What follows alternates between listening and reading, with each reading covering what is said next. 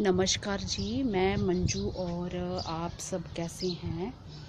आज फरवरी की 18 तारीख हो चुकी है और फरवरी के महीने में ही गर्मी हमारे यहाँ इतनी ज़्यादा हो गई है। कल का जो टेम्परेचर था यहाँ का, आज अभी न्यूज़पेपर में पढ़ रही थी तो 32 था। तो आगे आगे देखिए अब क्या होता है। ये तो सिर्फ फरवरी ही महीना है, तो भी देखिए इतनी गर्मी में भी थोड़ी सी केयर करने से ये फूल कितने अच्छे से खिल रहे हैं और मेरे गार्डन की शोभा बढ़ा रहे हैं। तो आज मैं आपसे सिट्रस फ्रूट के बारे में बात करूँगी। तो जो भी मैं उनके बारे में बातें बताऊँगी, बातें मैं ये उनके बारे में करूँगी कि जो सिट्रस फ्रूट में जो भी प्लांट्स आते हैं, जैसे आप नींबू का ले लो, मौसम्मी का ले लो, आपका माल्टा ले लो, और चाहे तो आपके और भी जितने भी फ्रूट्स आते हैं, संतरा ले लो, जो भी इसमें आते हैं, गमीरी ले लो, गलगल ले लो, और इसके अलावा तुरंज ले लो। तो इन सब को जो आपने फर्टिलाइज़र कैसे देने हैं, तो ये जो इन्फॉर्मेशन है, जो जानकारी है, वो एक हॉर्टिकल्चर एक्सपर्ट से मिली है। तो उन्हीं की जानकारी के आधार पर जो उन्होंने जानकारी दी है, मैं आपको बताऊंगी, आपसे शेयर करूंगी। तो उससे पहले मैं कुछ और बात कर लेना चाहती हूँ। मेरे बहुत सारे भाई बहन ये जानना चाहते हैं पूसा इंस्टीट्यूट के बारे में। तो जैसे कि ये मेरे जो फ्लावर्स खिले हैं, आप देख रहे हैं, क्रिसैंथेमम के हैं। ये कितने सुंदर हैं, बहुत ही प्यारे हैं। और ये पूसा से ही मैं सीड लाई थी और अभी भी इतने सारे, ढेर सारे, उस दिन तो मैंने थोड़े से दिखाए थे। ये देखो बर्ड्स आई हैं और छोटे छोटे पोली बैग में ही इतने सारे खिले पड़े हैं। तो पूसा जो इंस्टीट्यूट है वो ICAR का वो इंस्टीट्यूट है। ICAR जो है वो Indian council of agriculture research, और पूसा इंस्टीट्यूट उसके अंडर आता है। तो पहले पूसा इंस्टीट्यूट बिहार के पूसा में हुआ करता था और फिर बाद में ये दिल्ली के पटेल नगर में शिफ्ट हो गया। तो जब ये दिल्ली के पटेल नगर में शिफ्ट हो गया, तब भी इसका नाम पूसा ही रहा। तो Pusa IARI, Indian agriculture research institute, तो ये है इसका नाम। तो इसमें जो स्टूडेंट्स हैं वो जो हैं हाई एजुकेशन पाने के लिए यहाँ आते हैं। वो MSc और PhD करने के लिए यहाँ आते हैं, हायर स्टडी के लिए। तो यहाँ साइंटिस्ट लोग जो हैं वो रिसर्च करते हैं और कई तरह से किसान भाइयों के लिए अच्छे अच्छे सीड निकालते हैं। खेतीबाड़ी के कामों में इस्तेमाल होने वाले किसी भी तरह के, चाहे गेहूँ हो, चावल हो, जिसे कि धान कहा जाता है, और भी फूलों के अलग अलग बहुत सारे किस्मों के। तो ये है पूसा का। तो ये गवर्नमेंट इंस्टीट्यूट है और सीड वगैरह यहाँ बड़े ही सस्ते दामों पे और अच्छी क्वालिटी के मिल जाते हैं। तो मेरे ख्याल से अब तो आप समझ गए होंगे। और ये फूल भी, थोड़े से फूल जो मैंने रखे हैं ये देखे होंगे। और ये मेरा इंग्लिश रोज़ देखिए, जो मैंने खुद कटिंग से तैयार किया था। तो ये दूसरी जो एक बड बची थी वो भी निकल आई है और ये इतने दिनों तक रहता है। जैसे देसी तो खूब सारे, इतने सारे निकले हैं पर झड़ जाते हैं। और ये देखो कितने दिन हो गए इसको खिले हुए। ये जो मैंने पहले वीडियो में दिखाया था, इसको खिले हुए बहुत दिन हो गए हैं, 17-18 दिन हो गए हैं इसको। और ये भी देखो ऐसे के ऐसे ही है, बहुत ही सुंदर लग रहा। तो ये मेरा इंग्लिश रोज़ और मेरे कुछ इस तरह के प्लांट्स हैं, ये मेरे गार्डन में खिले पड़े हैं। तो अब मैं आपको जो जानकारी दूंगी वो एक्सपर्ट ने जो जानकारी दी है उसी के मुताबिक मैं आपसे बात करूंगी और होप करूंगी कि आपको पसंद आएंगे। ये सब पूसा वाले, ये देखो, ये जो खिले हैं ना, ये भी पूसा के हैं। ये तो क्रिसेंथेमम सिंगल वाले, और ये जो मेरे पोपी के, ये देखो पोपी के कितने अच्छे खिले हैं, ये सब पूसा के हैं, बहुत ही सुंदर। और ये मेरे पिटूनिया के फ्लावर्स देखिए आप, बहुत ही सुंदर लग रहे हैं। और इसके तो इतने अच्छे लग रहे हैं, कलर कई तरह के हैं इसमें, ये और ये डिफरेंट तरह के, और ये डिफरेंट, ये अलग अलग, ये देखिए, तो इस तरह से हैं ये। तो जो एक्सपर्ट ने जानकारी दी है मैं अभी आपको वही बताने जा रही हूँ और होप करती हूँ कि आपको पसंद आएगी। इससे पहले कि मैं आपको सिट्रस में क्या क्या फर्टिलाइज़र चाहिए बताऊं, उससे पहले मैं कुछ ऐसी बातें बता दूं आपको कि जो पौधों के लिए ज़रूरी होती हैं। तो है तो बड़ी कॉमन बातें, पर फिर भी मैं आपको बताना चाहती हूँ। तो जैसे कि एक्सपर्ट ने बताया है, हॉर्टिकल्चर एक्सपर्ट ने बताया है, सभी पौधों को जीवित रहने, वृद्धि करने एवं फलने फूलने के लिए पोषक तत्वों की आवश्यकता होती है। पौधे हवा, मिट्टी, जल से पोषक तत्व ग्रहण करते हैं। पौधों के लिए उपलब्ध पोषक तत्व मिट्टी के स्वास्थ्य एवं जल की गुणवत्ता पर निर्भर करते हैं। पौधे अपनी महीन जड़ों के माध्यम से पोषक तत्व ग्रहण करते हैं। महीन जड़ों के अंत में पाए जाने वाले रोमों के माध्यम से पौधे पोषक तत्व एवं जल अवशोषण करते हैं। पौधों की मोटी जड़ें उनको जमीन में मजबूती से खड़े रहने एवं पानी तथा अन्य खाद्य भंडारण का कार्य करती हैं। फल वृक्षों के स्वास्थ्य और सही हालत में रखने के लिए आवश्यक है कि सभी पोषक तत्व उचित मात्रा में प्रयोग किए जाएं। तो जो पोषक तत्व होते हैं वो उन्होंने बताया है कि 2 प्रकार के होते हैं। एक जो होता है मुख्य तत्व, जो जिनको प्लांट्स को ज़्यादा ज़रूरत होती है, और दूसरा उन्होंने बताया सूक्ष्म तत्व।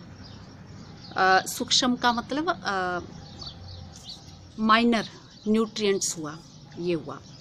तो मुख्य तत्वों की आवश्यकता पौधों को अधिक मात्रा में, जबकि सूक्ष्म तत्वों की आवश्यकता कम मात्रा में होती है। मुख्य एवं सूक्ष्म पोषक तत्व जिनकी सभी प्रकार के पौधों को आवश्यकता होती है, तो मैं उसी के बारे में अभी बता रही हूँ। तो सबसे पहले उन्होंने बताया नाइट्रोजन। ये जो मुख्य तत्व होते हैं वो क्या क्या पौधों को ज़्यादा ज़रूरत होती है। Nitrogen, phosphorus, potash, calcium, magnesium, sulphur, ये तो हो गए मुख्य तत्व। और जो सूक्ष्म तत्व होते हैं उसमें हमारा आ गया लो आयरन जिसे कहते हैं, मैग्नीज, जिंक, तांबा, क्लोरीन, ये सब हो गया हमारे।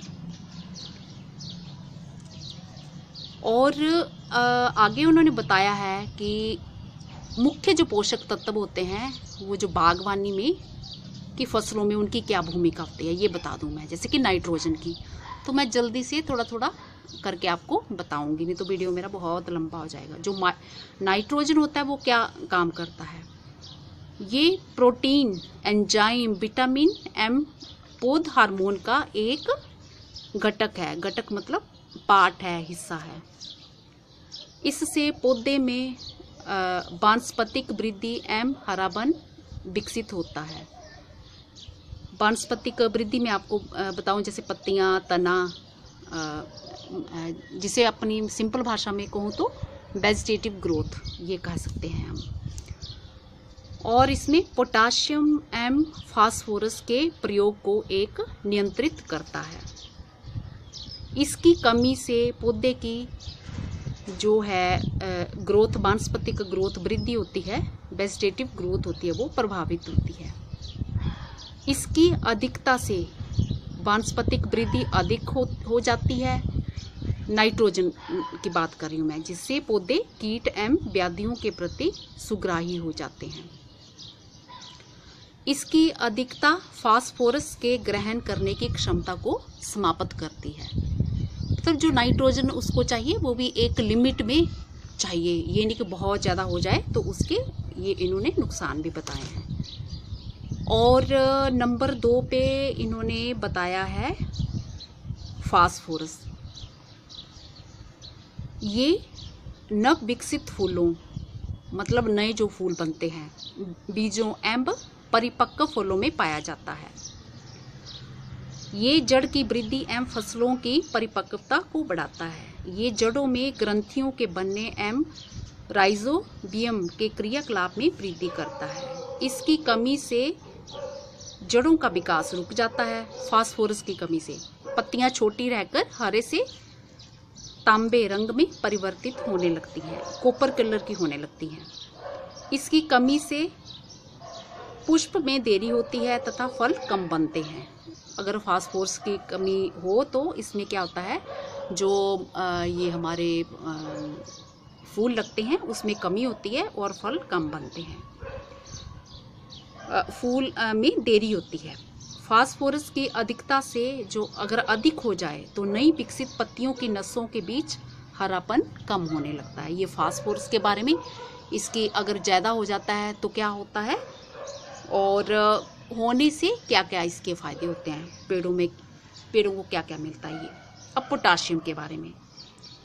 ये कोशिका विभाजन, संश्लेषण एवं कार्बोहाइड्रेट के पौधे के विभिन्न भागों में स्थानांतरण में सहायक है, मतलब उसको ट्रांसफ़र करने में सहायक है। ये पर्याप्त मात्रा में नव विकसित पत्तियों, जड़ों के अग्रभाग एवं कोशिका विभाजक ऊतकों में पाया जाता है। ये विसरण नियंत्रण एवं पर्ण रंध्रों के खुलने एवं बंद होने में अद्भुत भूमिका अदा करता है। ये फलों के आकार, रंग एवं सुगंध में सुधार लाता है।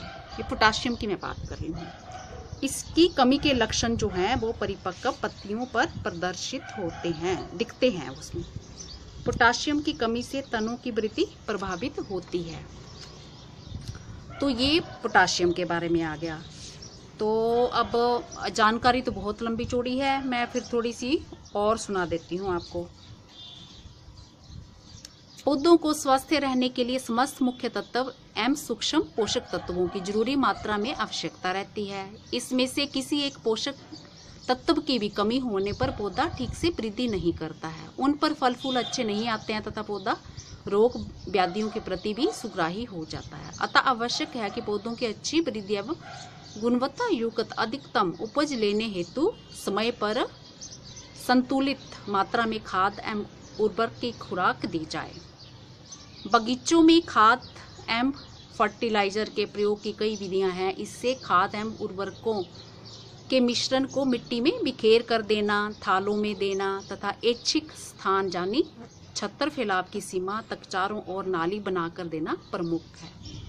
इन विधियों के अलावा सूक्ष्म पोषक तत्वों को परिणय छिड़काव विधि द्वारा भी प्रयोग किया जाता है। इस विधि का प्रयोग nitrogen, potassium, calcium, magnesium, sulphur तथा सूक्ष्म पोषक तत्व जैसे तांबा, जस्ता, बोरान, लोहा आदि के लिए किया जाता है। परिणय छिड़काव से पोषक जो तत्व होते हैं सीधे पत्तों के संपर्क में आते हैं, जिन्हें पत्तियों द्वारा अवशोषित कर लिया जाता है। परिणय छिड़काव में घोल की सांद्रता का विशेष ध्यान रखना चाहिए। परिणय छिड़काव विधि उन स्थानों पर जहां मिट्टी में नमी की कमी हो तथा उर्वरकों का मिट्टी में प्रयोग संभव न हो सर्वाधिक लाभप्रद है। प्रमुख फल वृक्षों की खाद एवं उर्वरक आवश्यकता तथा प्रयोग विधि एवं समय का वर्णन अभी मैं आपको आगे बता रही हूँ। तो अब मैं आपको बताती हूँ कि जो हमारे नींबू को है, नींबू के लिए मैं आज बता रही हूँ कि इसको क्या क्या, नींबू के वर्गीय फल में क्या क्या देना चाहिए। उर्वरकों को पौधे के फैलाव के नीचे, अब सिट्रस फ्रूट के बारे में मैंने स्टार्ट कर दिया है कि कैसे करना चाहिए। जो उर्वरक होते हैं ना, फर्टिलाइज़र, पौधों के फैलाव के नीचे लगभग 30 सेंटीमीटर की गहराई तक मिला देना चाहिए। मिट्टी की खली 5 किलोग्राम प्रति पेड़ उम्र के हिसाब से, सॉरी नीम की खली, जो नीम की खली है वो 5 किलोग्राम प्रति पेड़ उम्र के हिसाब से के प्रयोग से अधिक गुणवत्ता वाले फलों की अच्छी पैदावार ली जा सकती है। नीम की खली के प्रयोग से कीट, फल मक्खी, फल वेदक, तना छेदक, अंडों एवं इल्लियों का जो विकास है पौधों के नीचे की भूमि में होता है, वो प्रकोप जो कम हो जाता है। तो अब मैं नींबू के बारे में बात करने जा रही हूँ। नींबू वर्गीय फल वृक्षों का उचित पोषण अति आवश्यक है। विभिन्न आयु के वृक्षों के लिए नाइट्रोजन, फास्फोरस तथा पोटाश की मात्रा अभी मैं आपको बता रही हूँ।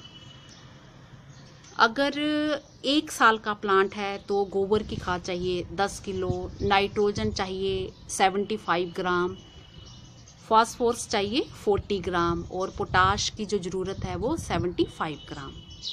अगर 2 साल की एज है प्लांट की तो इसका डबल हो जाता है, 20 किलोग्राम गोबर की खाद और नाइट्रोजन 150 ग्राम और 80 ग्राम फास्फोरस, पोटाश 150 और 3 साल में 30 किलो गोबर की खाद और 225 ग्राम नाइट्रोजन, 120 ग्राम फास्फोरस और 225 ग्राम पोटाश। 4 साल के आयु हो तो एज हो प्लांट की तो 40 किलो गोबर की खाद, 300 ग्राम नाइट्रोजन और 160 ग्राम फास्फोरस और 300 ग्राम पोटाश। तो इसी तरह से 5 साल, 6, 7, 8 तक, मतलब इसी तरह से बढ़ती जानी है, क्रम से बढ़ती जानी है।